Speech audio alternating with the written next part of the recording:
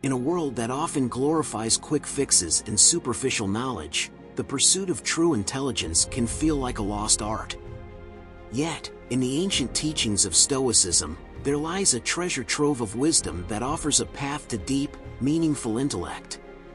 These are not just tips to sharpen your mind, but principles that cultivate a way of thinking, living, and understanding the world. In today's video, we will explore 15 Stoic secrets that, when embraced, can profoundly enhance your intelligence, not just in how you process information, but in how you navigate life with clarity, wisdom, and purpose. Whether you're seeking to improve your decision-making, enhance your creativity, or simply live a more thoughtful life, these Stoic strategies offer timeless guidance that can elevate your mind to new heights. Let's dive in. Number 1. Learn from mistakes. Mistakes. They're inevitable, right? No matter how much we plan, prepare, or predict, there's always that curveball life throws at us. But here's the thing, mistakes aren't just these annoying roadblocks. They're hidden opportunities, like a door you didn't know existed until you tripped over it. Stoicism teaches us that mistakes aren't just to be brushed off or forgotten, they're to be studied, dissected, and turned into stepping stones on the path to greater intelligence. Think about it. Every time you mess up, there's a wealth of knowledge just waiting to be tapped into. But, and here's the catch, you've got to be willing to dive into that uncomfortable space where the mistake happened. It's not about wallowing in regret or beating yourself up. No, it's more about being curious, really curious. What led to that mistake? What were the thought processes, the emotions, the assumptions that got you there? This isn't about self-blame, it's about self-awareness. In the hustle and bustle of daily life, it's easy to gloss over errors, to move on without a second thought. But doing so is like leaving treasure buried. You're passing up on nuggets of wisdom that could be yours. The Stoics believe that wisdom comes not from avoiding mistakes, but from embracing them, learning from them, and growing because of them. It's like each mistake is a puzzle, and your job is to figure out how the pieces fit together in the grand scheme of your life. Now, here's where it gets interesting. When you start actively learning from your mistakes, something changes. You begin to notice patterns. You start to see where your thinking might be a bit off, where your judgment might need a little refining. And this, my friend, is how you sharpen your mind. It's how you become more intelligent, not in some bookish, trivia knowledge way, but in a deeply practical, life-savvy way. Imagine your mind as a sword. Every mistake is like a forge where you can hammer out the dents, sharpen the edge, and polish it to a shine. But if you ignore the forge, that sword stays dull, rusty even. The Stoics didn't shy away from their mistakes, they faced them head-on. They saw each one as an opportunity to refine their character, to sharpen their intellect, to grow stronger and wiser. And here's the beauty of it all, the more you learn from your mistakes, the less afraid you are of making them. That fear of failure? It starts to lose its grip on you. Because you know, deep down, that each stumble is just another chance to get back up, smarter and more resilient than before. So, next time you trip up, don't just brush it off. Pause. Reflect. Ask yourself, what can I learn from this? It might feel uncomfortable, even a bit painful, but that's where the growth happens. That's where intelligence is forged, in the heat of mistakes, in the willingness to learn and adapt. In the end, learning from mistakes isn't just about avoiding the same slip-up in the future. It's about transforming those errors into wisdom, using them as tools to carve out a sharper, more insightful version of yourself. So embrace your mistakes, learn from them, and watch as your mind sharpens, your understanding deepens, and your intelligence soars. Number 2, limit mental overload. Alright, let's dive into how limiting mental overload can really boost your intelligence. It's like this, your mind is a powerhouse, but even the strongest engines need time to cool down, right? When you cram it with too much stuff, information, tasks, worries, it starts to overheat. And just like a car that's been running too long without a brake, your brain's performance can seriously tank if it's constantly overloaded. Think about it, when you're juggling too many things, how often do you drop the ball? The more you pile on, the harder it becomes to focus, to think clearly. It's like trying to find a needle in a haystack while someone's dumping more hay on top of you. Not exactly ideal conditions for deep, meaningful thought, is it? The Stoics, with their love for simplicity and focus, were onto something here. They understood that the mind needs space to breathe, to stretch its legs, so to speak. When you limit mental overload, you're not just clearing the clutter, you're giving your mind the room it needs to do what it does best: think, analyze, and grow. Now, how do you actually limit this overload? It's not about cutting out everything or living in a bubble. No, it's about being selective. Just as you wouldn't fill your plate with food you don't like, why fill your mind with unnecessary thoughts? The Stoics would advise focusing on what's essential, on what serves your growth and understanding. It's about quality over quantity, choosing to engage deeply with fewer things rather than skimming the surface of many. When you do this, something remarkable happens. Your thoughts become clearer, sharper. You start making connections you hadn't noticed before, seeing patterns and insights that were hidden in the chaos. It's like when the fog lifts and suddenly you can see for miles. That's the power of a mind that isn't bogged down by overload. And here's the kicker: by limiting mental overload, you're not just enhancing your intelligence, you're also protecting it. Over time, constantly straining your mind can lead to burnout, making it harder to learn and adapt. But when you give your brain the space it needs, you're preserving its vitality, keeping it sharp and ready for whatever challenges come your way. So, let's circle back to the idea of intelligence. It's not just about cramming more knowledge into your head. True intelligence, the kind the Stoics would admire, is about understanding. It's about being able to see the bigger picture, to discern what matters from what doesn't. And you can't do that if your mind is constantly overloaded with noise. In the end, limiting mental overload is about respecting your mind's capacity. It's about recognizing that less really can be more. By giving your thoughts the room they need to breathe, you're not just making your mind more efficient, you're making it more powerful. And that, my friend, is a Stoic secret worth embracing. Number 3. Detach from external validation. Imagine living in a world where the opinions of others have little to no impact on your sense of self. That's the sweet spot Stoicism wants you to hit. It's like building a fortress around your mind, where the bricks are made of your values, principles, and self-worth. The external noise, those opinions, judgments, or praises, might echo, but they don't shake the foundation. This is the essence of detaching from external validation, and it's a game changer when it comes to sharpening your intelligence. Why? Because when you're not shackled by the need for approval, your mind becomes freer, lighter, more agile. You're not constantly second-guessing your thoughts or actions based on what others might think. Instead, you focus on what truly matters: your inner growth, your understanding of the world, and the clarity of your own judgment. And this is where intelligence starts to bloom. When you step back from seeking validation, you begin to think more independently. Your thoughts are no longer crowded by the pressure to conform to someone else's standards. This detachment allows you to explore new ideas, question existing ones, and develop your reasoning without the fear of being judged. It's like unlocking a new level of intellectual freedom, where creativity and critical thinking thrive because they aren't tethered to external approval. But let's not pretend this is easy. Our brains are wired to crave acceptance. We're social creatures, after all.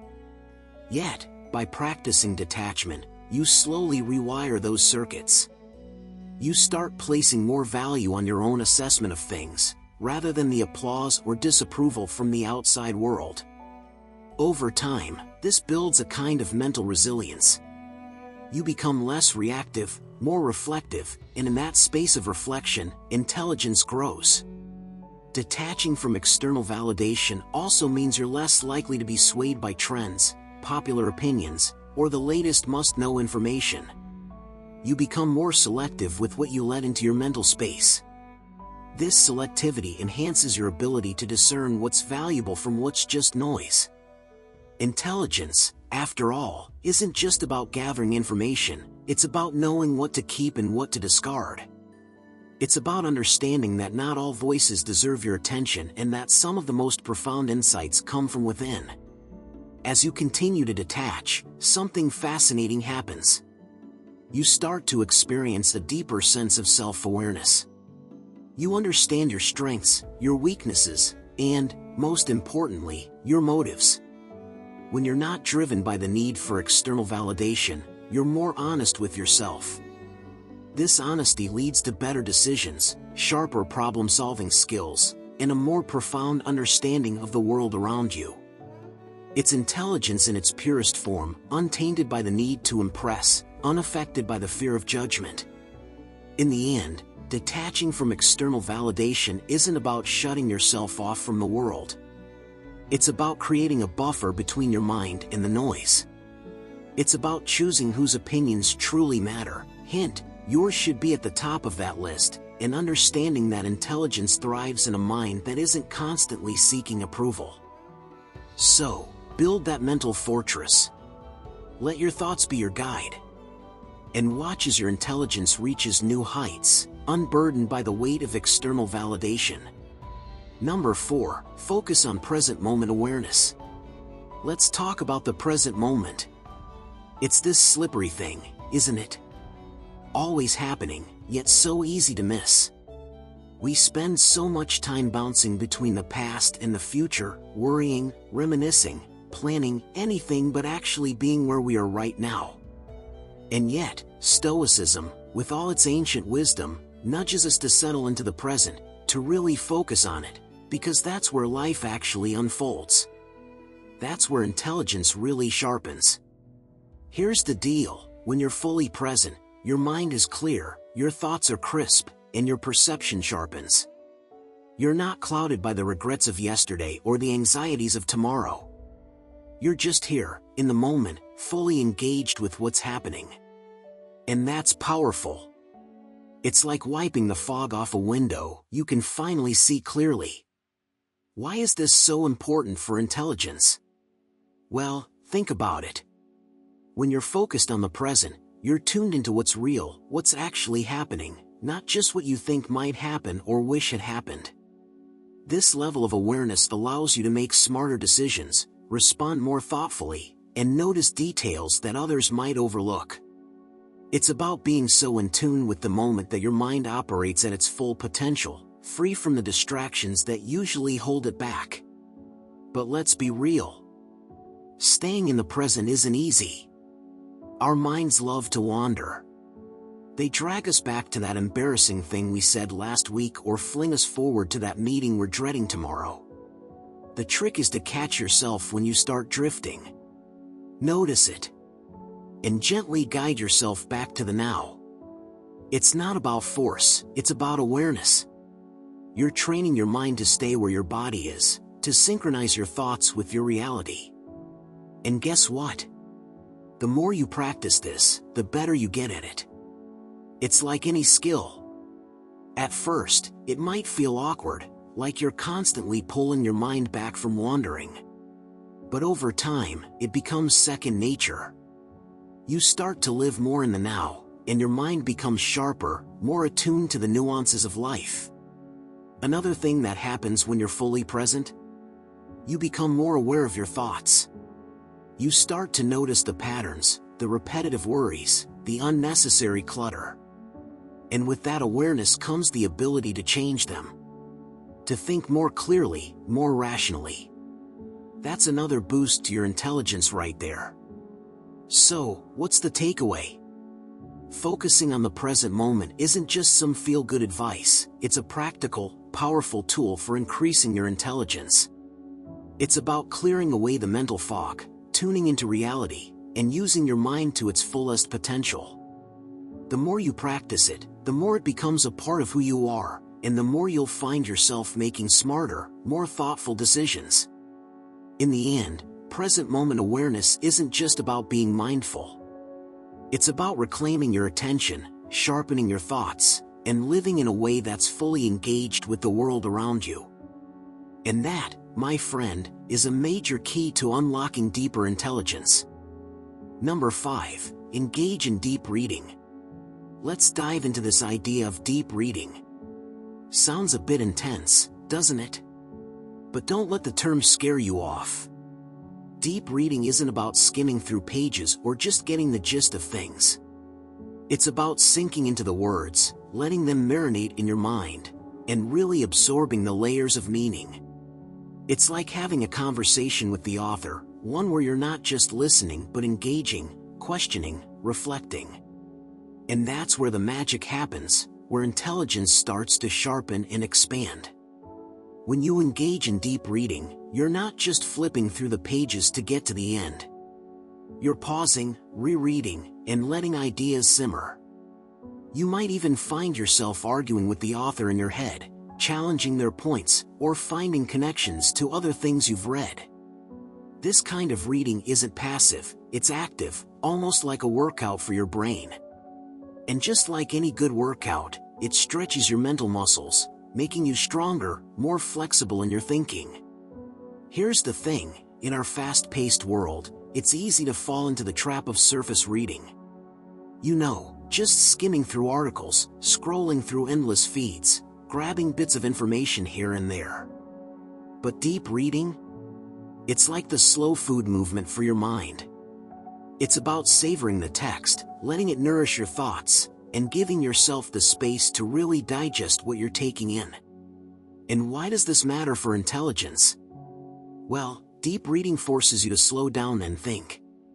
It's not just about consuming information, it's about processing it, making connections, and even coming up with new ideas of your own. It's the difference between just knowing something and truly understanding it. When you engage with a text on this level, you're not just filling your mind with facts, you're shaping the way you think, enhancing your ability to analyze, to empathize, to see things from multiple perspectives. Another cool thing about deep reading is that it trains your attention. In a world full of distractions, the ability to focus deeply is a superpower.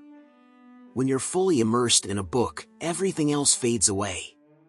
You're in the zone, your mind honed in on the words, the ideas, the story. This kind of focus doesn't just make you a better reader, it makes you a better thinker. You start to notice details, patterns, subtleties that others might miss. And that kind of sharpness? That's pure intelligence. So, if you want to boost your intelligence, carve out some time for deep reading. Find a quiet spot, pick up a book that challenges you, and dive in.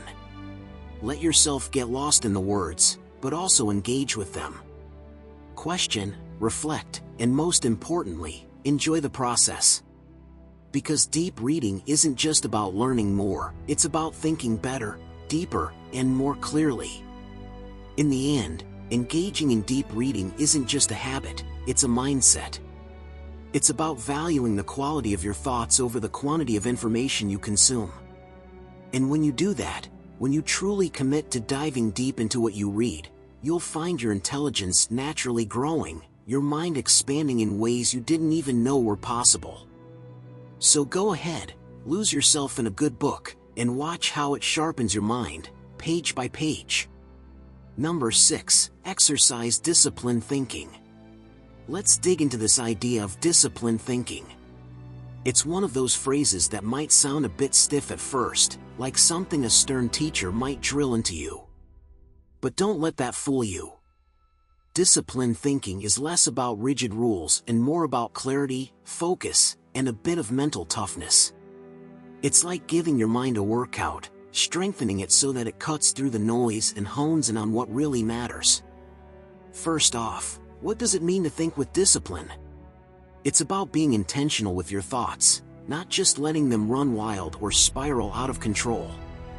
Imagine your mind as a garden.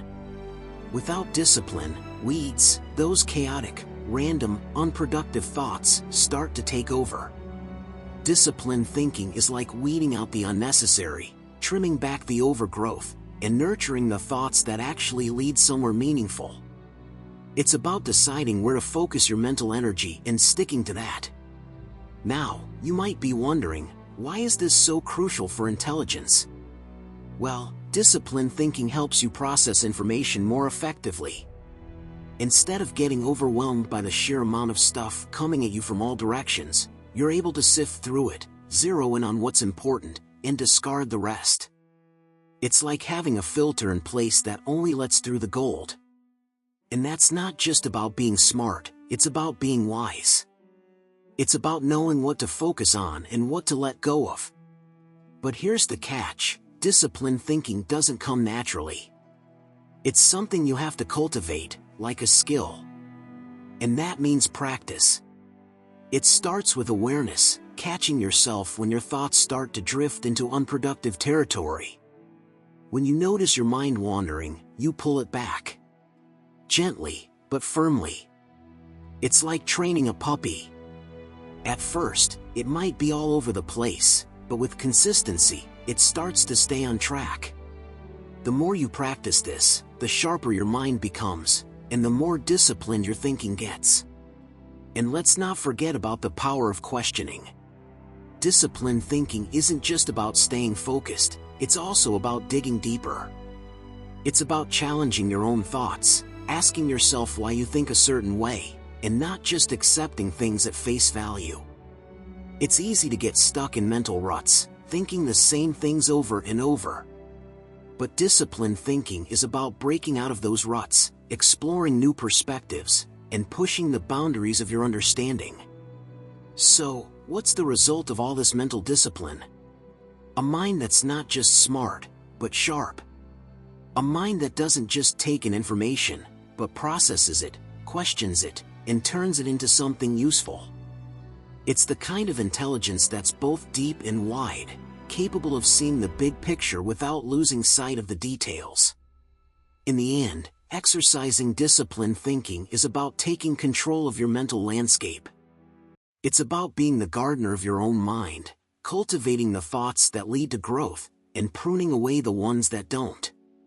It's not always easy, just like any good workout, it can be challenging. But the rewards? They're worth every bit of effort. So, start today. Start paying attention to your thoughts, start guiding them with intention, and watch as your intelligence begins to flourish, more focused, more powerful, and more disciplined than ever before. Number 7, value silence and solitude. Let's talk about silence and solitude. In today's world, those two words might seem a little, well, out of place. We're surrounded by constant noise, endless chatter, and the ever-present hum of activity. It's like we've been conditioned to think that if we're not talking, if we're not surrounded by people, something's wrong. But here's where Stoicism flips the script: silence and solitude aren't just okay, they're essential. Why? Because in the quiet, that's where you find clarity. When you strip away the noise, the distractions, the endless stream of input, you're left with your thoughts, raw and unfiltered. It might feel a bit unsettling at first, like standing alone on a vast plain with nothing but the wind. But that's where the real work begins. In the silence, you can finally hear yourself think. You can sift through your thoughts, examine them, challenge them, and really get to know what's going on in that busy mind of yours. Silence isn't just about the absence of sound. It's about creating space, mental space, where your thoughts can stretch out, breathe, and grow. It's in this space that you can dig deep, reflect, and connect the dots that might have been buried under all the noise. And that's where intelligence starts to sharpen. It's like polishing a gem. The more you sit with your thoughts in silence, the clearer, more refined, more insightful they become. And solitude? It's the companion to silence. It's not about loneliness or isolation, it's about being alone with your thoughts, in your own company. In solitude, You're free from external influences, from the need to conform, perform, or explain yourself. You can just be. And in that being, you can explore your mind, your ideas, your beliefs. It's a kind of mental freedom that's hard to come by in the hustle and bustle of everyday life. When you value silence and solitude, you're giving yourself permission to step back from the chaos and just exist in your own mental space. It's like hitting the reset button on your mind, allowing it to clear out the clutter and make room for new, more profound thoughts to take root. This isn't about escaping the world, it's about preparing yourself to engage with it more intelligently. Here's the thing, in silence and solitude, you're not running away from life. You're stepping into a deeper part of it. You're diving into the inner workings of your mind, exploring the terrain, and coming back with a richer understanding of yourself and the world around you. It's like going on a mental retreat, where you emerge more focused, more thoughtful, and yes, more intelligent. So, don't be afraid to seek out silence and solitude. Embrace them. Make them a part of your routine, like brushing your teeth or drinking your morning coffee. Use that time to think, reflect, and just be with yourself. You might be surprised at the clarity, the insights, the wisdom that start to emerge. Because in those quiet moments, away from the noise and the crowd, you're giving your mind the space it needs to truly thrive. And that, my friend, is where intelligence finds its deepest roots. Number 8. Pursue virtuous conversations. Let's talk about the power of conversation, real, meaningful conversation, the kind that isn't just about passing the time but actually sharpens your mind and elevates your thinking. The Stoics knew the value of words, not just as a means to communicate, but as a tool to refine your intellect and build your character. So, what does it mean to pursue virtuous conversations, and how does it ramp up your intelligence? First off, let's clear the air. Not all conversations are created equal. You've got your small talk, your chit-chat, okay for passing time, but not exactly brain food, right? Then you've got the deeper stuff, the kind of dialogue that challenges you, that makes you think twice, that maybe even leaves you with more questions than answers. That's where the magic happens. That's where you grow. So, what makes a conversation virtuous?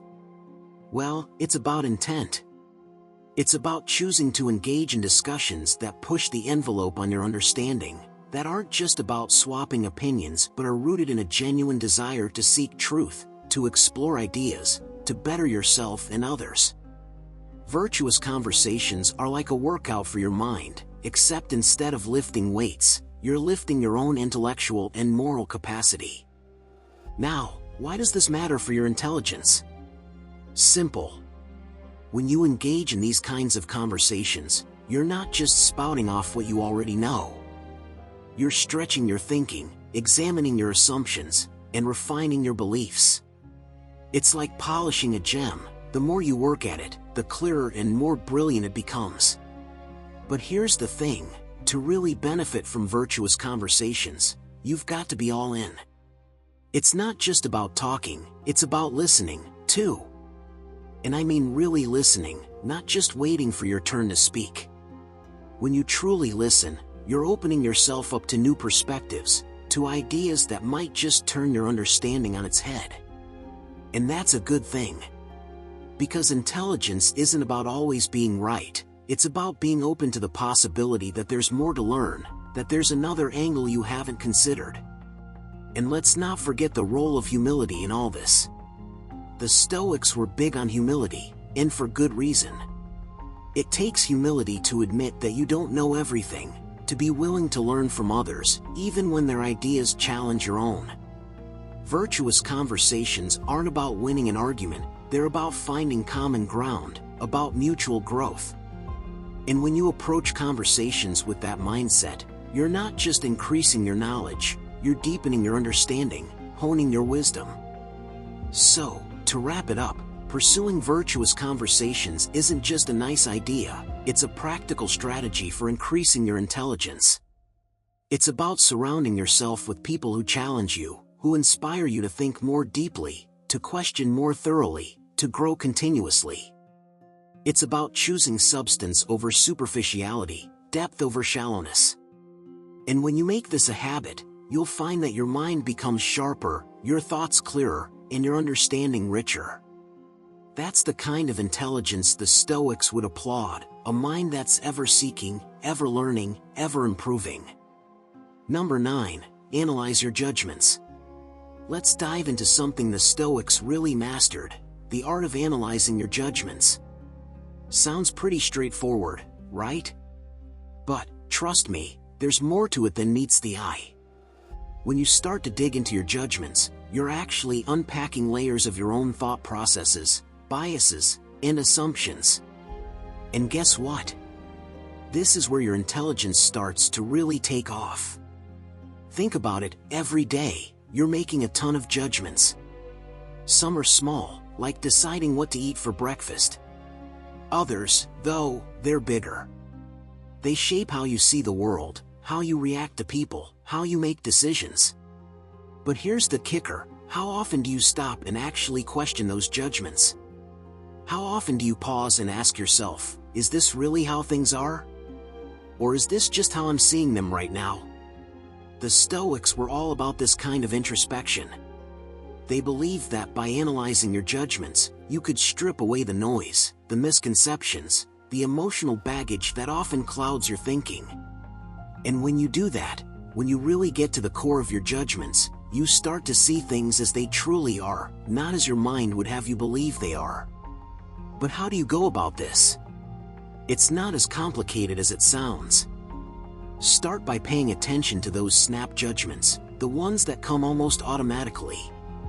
Instead of just accepting them at face value, question them. Ask yourself where they're coming from. Are they based on facts, or are they colored by your own emotions or past experiences? This kind of questioning opens up your mind, makes you more aware of the filters through which you see the world. And let's not forget about the role of emotions in all of this. Emotions are powerful, and they have a sneaky way of influencing your judgments. The Stoics weren't about suppressing emotions, they were about understanding them, recognizing their influence, and not letting them drive the bus. When you analyze your judgments, you're not just looking at the logic behind them, you're also looking at the emotional undercurrents. Are you reacting out of fear? Anger? Pride? By identifying these emotions, you can separate them from your reasoning, leading to clearer, more rational judgments. Now, here's where things get interesting. The more you practice this, the more it becomes second nature. You start to develop a kind of mental agility, where you can quickly sift through your thoughts, discard what's irrelevant, and focus on what truly matters. This isn't just about making better decisions, it's about cultivating a sharper, more discerning mind. And here's the beauty of it, analyzing your judgments doesn't just make you smarter in the conventional sense. It deepens your understanding of yourself, of others, and of the world around you. It's like taking off a pair of foggy glasses and seeing everything with fresh clarity. You become more thoughtful, more deliberate, more wise. So, the next time you catch yourself making a judgment, pause. Take a moment to peel back the layers, to really understand where that judgment is coming from. It might just be the key to unlocking a deeper level of intelligence, one that the Stoics would certainly approve of. Number 10. Foster a growth mindset. Let's talk about something that's at the core of becoming not just smarter, but wiser, a growth mindset. Now, this might sound like one of those buzzwords everyone throws around, but the Stoics were onto this long before it became trendy. So, what exactly is a growth mindset, and why does it matter so much? At its heart, a growth mindset is all about believing that your abilities, intelligence, and even your character aren't fixed. They're not set in stone, predetermined at birth, or capped at some arbitrary limit. Instead, they're like clay, malleable, shapeable, capable of evolving over time. The Stoics understood that you're not just a passive recipient of your fate. You've got agency. You can change, you can improve, and you can grow. And this idea? It's powerful. When you foster a growth mindset, you start to see challenges differently. They're not roadblocks, they're opportunities. Every setback, every mistake, isn't a reflection of your inadequacy but a stepping stone towards something greater. It's like the Stoic idea that everything that happens can be turned to your advantage if you approach it with the right mindset. This perspective transforms how you handle life's ups and downs. Instead of getting stuck in a rut of "I can't," you shift into a mode of "how can I?" But here's the thing, a growth mindset isn't just about raw willpower or grit. It's also about being curious, being open to learning new things, and, most importantly, being willing to admit when you don't know something. The Stoics were big on this. Knowing what you don't know is a kind of wisdom in itself. When you embrace that, you start to see the gaps in your knowledge not as weaknesses but as opportunities to learn, to expand, to deepen your understanding. Now, let's get real for a moment. Cultivating a growth mindset isn't always easy. It's tempting to stick with what's comfortable, to avoid the discomfort that comes with trying something new, risking failure, or facing your own limitations. But here's where the Stoic perspective comes into play. They believed in the power of voluntary discomfort, putting yourself in challenging situations not because it's fun, but because it makes you stronger, more resilient, and, yes, smarter. And don't forget about the importance of self-reflection in all this. A growth mindset isn't just about charging ahead blindly. It's about taking the time to look back, to learn from your experiences, to understand what worked, what didn't, and why. The Stoics were all about this kind of introspection.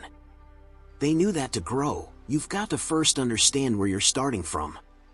So, how do you foster a growth mindset in your own life? Start by embracing challenges, not as things to be avoided, but as opportunities to stretch your abilities. Be curious, never stop asking questions, and never stop seeking out new knowledge. And perhaps most importantly, be patient with yourself. Growth takes time. It's a journey, not a sprint. In the end, fostering a growth mindset is about believing in your potential to change, to learn, and to become more than you are today. It's about recognizing that intelligence isn't fixed, it's fluid, it's dynamic, and it's something you can cultivate every single day. The Stoics knew this, and now you do too. So go ahead, embrace the journey, and watch your mind expand in ways you never thought possible. Number 11, seek solitude for deep contemplation. Let's talk about the power of solitude, the kind that's not just about being alone, but about diving deep into your own thoughts. The Stoics? They knew what was up. They realized that some of the most profound insights, the kind that can really sharpen your intelligence, come when you step away from the noise and distractions of everyday life and just think. Now, this isn't about being a hermit or cutting yourself off from the world. It's about carving out moments, real, intentional moments, where you can reflect, ponder, and just let your mind wander. You see, when you're constantly surrounded by the hustle and bustle, it's easy to get caught up in surface-level thinking. You're reacting, responding, ticking off the next thing on your list. But when you seek solitude, you give your brain the space it needs to go deeper, to explore those thoughts that usually get drowned out by all the noise. In solitude, you're not just thinking, you're contemplating. And there's a big difference. Thinking can be quick, shallow, flitting from one thing to the next. But contemplation? That's where you slow down, where you sit with an idea and really chew on it. You ask yourself questions, you play out different scenarios in your mind, you challenge your own assumptions. It's in these moments of deep contemplation that your mind starts to connect the dots in ways it couldn't when you were just skimming the surface. And let's be real, solitude can be uncomfortable at first. We're so used to being constantly stimulated that the silence can feel a bit eerie. But that's the beauty of it. In that quiet, you start to hear your own thoughts more clearly. You start to notice patterns, to understand what's really going on in your mind. And that's where the growth happens. That's where you start to develop a deeper, more nuanced understanding of yourself and the world around you. The Stoics were big on self-knowledge, and they knew that to truly know yourself, you needed to spend time alone with your thoughts. It's like having a conversation with yourself, a conversation where you're both the teacher and the student. You ask questions, you search for answers, and in the process, you develop a kind of mental clarity that's hard to achieve in the chaos of daily life. But here's the thing, solitude isn't just about sitting quietly in a room. It's about being intentional with your time. It's about creating a space, both physically and mentally, where you can engage in deep contemplation without interruptions. Maybe that means finding a quiet spot in nature, or maybe it's just turning off your phone and sitting with a notebook. Whatever it looks like for you, the key is to make it a regular practice. The more you do it, the more natural it becomes, and the more you'll start to see the benefits in your thinking, your decision-making, and your overall intelligence. So, seek out solitude. Not as an escape, but as a way to dive deeper into your own mind. In those moments of quiet reflection, you'll find a wellspring of insight and wisdom that can only come from within. And that, my friend, is a Stoic secret to not just surviving, but thriving. Number 12, limit consumption of superficial information. We live in an age where information is everywhere, like a river that never stops flowing. You dip your toe in, and before you know it, you're swept away by a current of tweets, memes, and headlines, all competing for your attention. But here's the kicker, not all of that information is worth your time. In fact, a lot of it is just noise, superficial, shallow, and ultimately, distracting. So, how do you stay sharp and truly intelligent in this sea of data?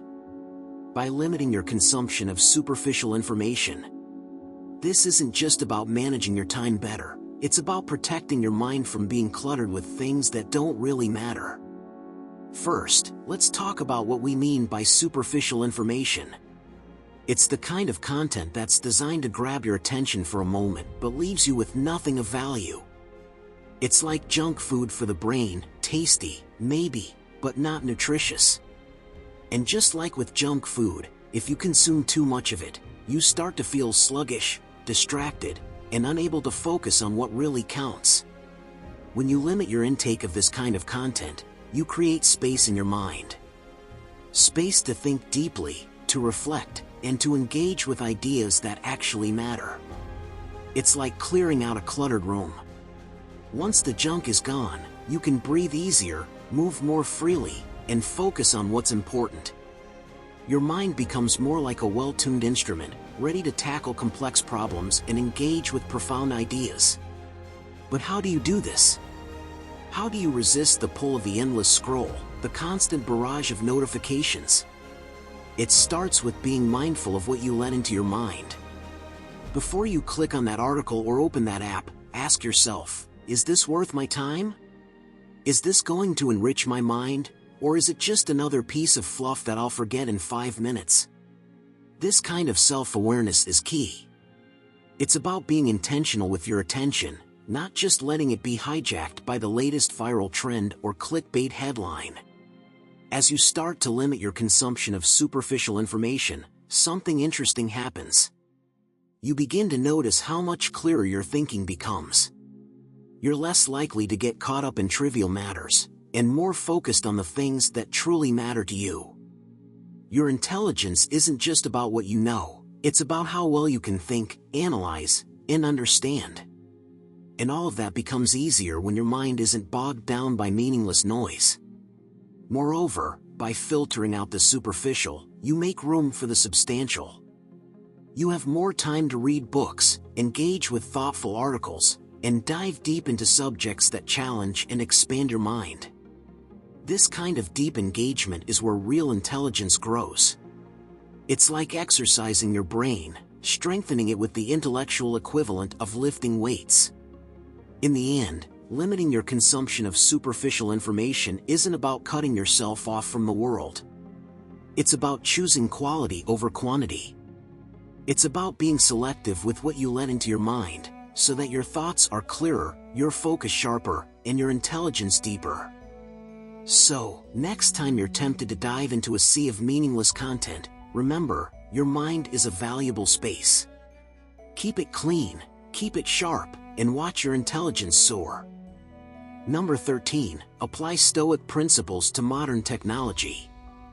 Stoicism might seem like an ancient philosophy far removed from our tech-driven world, but that's where it gets interesting. Imagine taking those timeless principles and applying them to the very devices and platforms that dominate our daily lives. Sounds like a paradox, right? But it's actually a brilliant way to boost your intelligence in an era where technology can either be a tool for growth or a source of distraction. First off, let's talk about control, one of the bedrock ideas in Stoicism. The Stoics believed in focusing on what you can control and letting go of what you can't. Now, think about how this plays out in your interactions with technology. You can't control the endless stream of notifications, updates, and content coming your way. But you can control how you respond to it. You can choose not to be a slave to the algorithm, to decide when and how you engage with technology instead of letting it dictate your time and attention. That's where your power lies. By applying this Stoic approach, you're not just using technology mindlessly, you're using it intentionally. You're deciding what serves you and what doesn't. This shift in mindset can make a huge difference in how you interact with the digital world. Instead of being pulled in every direction by apps and notifications, you become the one in charge. This kind of intentionality sharpens your focus, and in turn, boosts your intellectual capacity. You're no longer just consuming, you're curating your experiences, choosing tools and content that enhance your understanding and growth. Next, consider the Stoic practice of mindfulness. This isn't just some abstract idea, it's about being present and aware of your thoughts and actions. When you apply this to your use of technology, you start to notice how often you're drawn into mindless scrolling or distracted by trivial things. By being mindful, you can catch yourself in these moments and make a conscious choice to redirect your attention. It's like flexing a mental muscle. Each time you resist the urge to check your phone for no reason, you're strengthening your ability to focus on what truly matters. Another Stoic principle that fits beautifully with modern tech is the concept of moderation. The Stoics were all about balance, avoiding excess and finding the middle ground.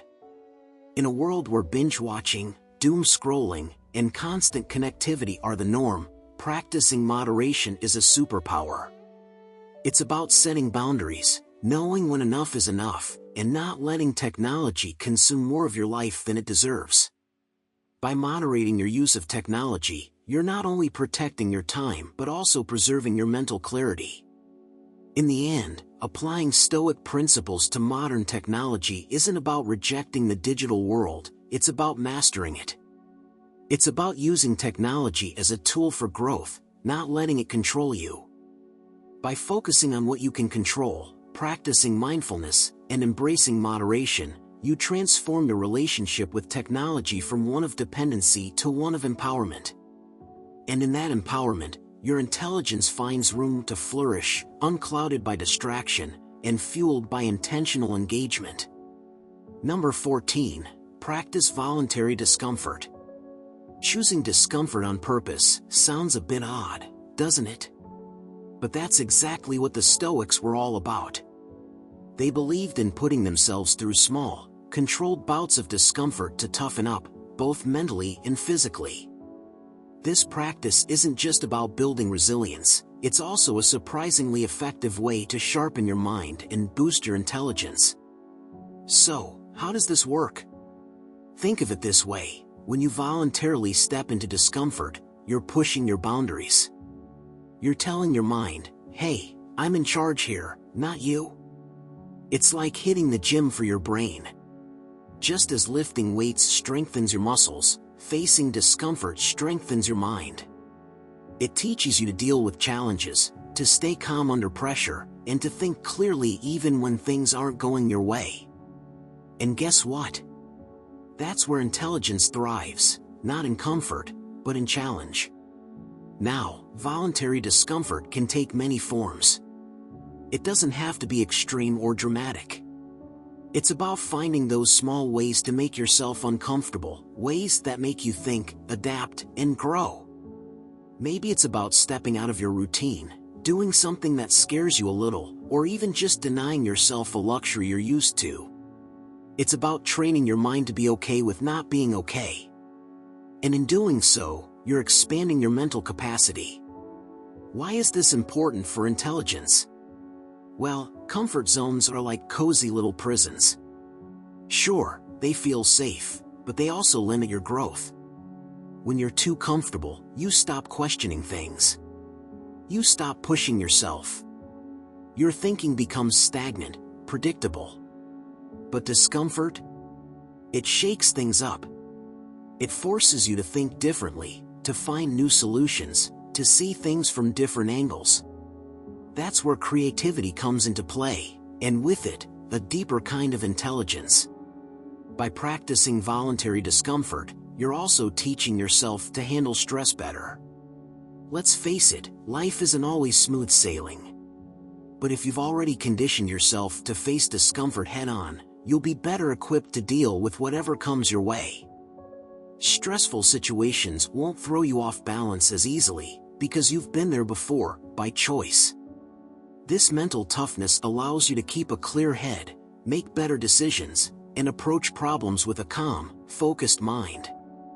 Another cool thing about this practice is that it shifts your perspective. When you choose to be uncomfortable, you start to appreciate comfort more. It's like resetting your baseline for what you consider normal. Things that used to stress you out might start to seem trivial in comparison. This change in perspective helps you prioritize better, focusing on what really matters and ignoring the rest. And that's a mark of true intelligence, knowing what's worth your time and energy. So, don't shy away from discomfort. Embrace it, seek it out even. By making yourself uncomfortable on purpose, you're not just toughening up, you're leveling up your intelligence. It's about becoming more adaptable, more resilient, and more in tune with your own mind. And in the process, you'll find that discomfort isn't something to fear. It's something to welcome, because it's where real growth happens. Number 15, cultivate emotional control. Emotions, they're powerful, sometimes overwhelming, and often unpredictable.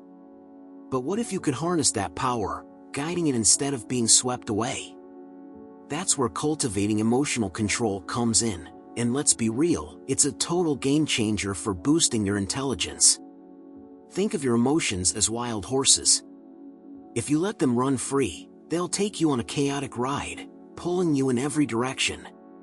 But with a bit of training, those same horses can be steered with precision, taking you exactly where you want to go. Emotional control isn't about suppressing your feelings or pretending they don't exist. It's about understanding them, managing them, and using them to your advantage. And when you get the hang of it, your mind becomes sharper, clearer, and more focused. So, how does emotional control tie into intelligence? Well, when your emotions are in check, your mind has room to breathe.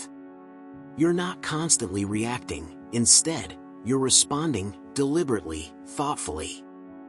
This shift from reaction to response is where intelligence starts to shine. You're no longer a slave to your impulses, and your decisions are grounded in reason rather than fleeting feelings. Emotional control also plays a huge role in how you process information. Let's face it, when you're angry, anxious, or overly excited, your brain is not at its best. Emotions can cloud your judgment, making it harder to think clearly or to see things from different perspectives. But when you've cultivated emotional control, you can step back, take a breath, and assess the situation with a level head. This ability to detach and analyze is crucial for deep thinking and problem solving, two key components of intelligence. But cultivating emotional control isn't about becoming a stoic robot. Far from it. It's about acknowledging your emotions, understanding where they come from, and choosing how to respond. Imagine you're faced with a frustrating situation. Instead of flying off the handle, you pause. You recognize the frustration bubbling up, but instead of letting it take over, you channel it into finding a solution. That's emotional control in action, and it's a skill that can be developed with practice. Another aspect of emotional control is resilience. Life throws curveballs, and sometimes those curveballs hit hard. Without emotional control, it's easy to be knocked off course, to let setbacks derail you. But when you've cultivated control, you're like a tree that bends with the wind instead of breaking. You stay grounded, weathering the storm, and that resilience feeds into your overall intelligence. You learn from challenges, adapt, and keep moving forward. And let's not forget about emotional control's impact on relationships. Intelligence isn't just about book smarts, it's also about social intelligence, how well you navigate interactions with others. When you manage your emotions, you communicate more effectively, listen better, and build stronger connections. You're not reacting to every slight or getting caught up in drama. Instead, you're focused, composed, and able to see things from others' perspectives, all of which contribute to a more intelligent approach to life. In the end, cultivating emotional control is like tuning an instrument. It takes time, patience, and practice, but the result is a mind that's more harmonious, more focused, and ultimately, more intelligent. It's about mastering yourself so that your emotions work for you, not against you. And when you reach that level of control, you'll find that your mind is not only sharper but also more at peace, ready to take on whatever challenges come your way.